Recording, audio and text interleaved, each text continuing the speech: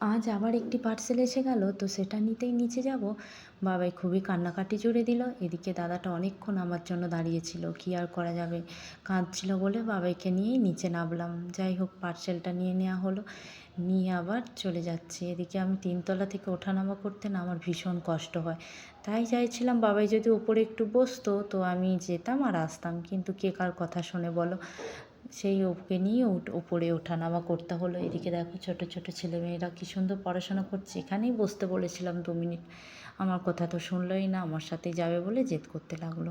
আমি এসেই দেখছি আমার পার্সেলটা ঠিকঠাক এসেছে কি না, কারণ আমি ফ্লিপকার্ট থেকে অর্ডার দিয়েছিলাম লোটাস কোম্পানির ডিটান ফেস ওয়াশ। এতই স্মুথ, এতই গ্লোয়িং না, তাই আমি ভাবলাম তোমাদের কাছে আমি শেয়ার করি।